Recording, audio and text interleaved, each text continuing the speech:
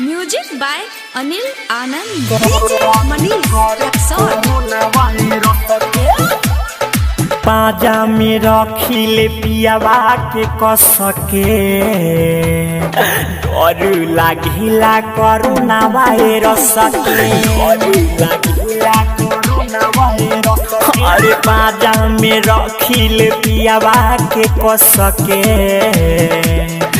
डर लागिला corona virus के। कोरोना वायरस के कोरोना वायरस के कोरोना वायरस के कोरोना वायरस के डर लागिला कोरोना वायरस के। अरे दिन भर में 3 बेर चेकिले न सके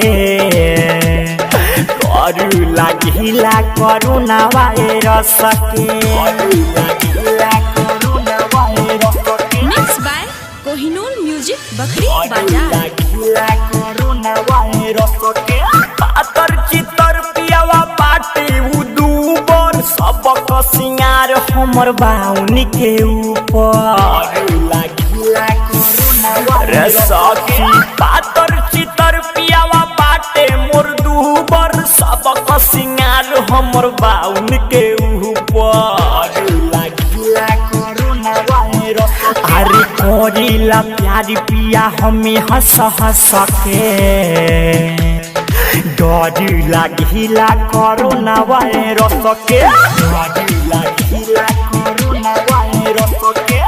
आजा में रखिले पियावा के कसके डर लागिला कोरोना वायरस के।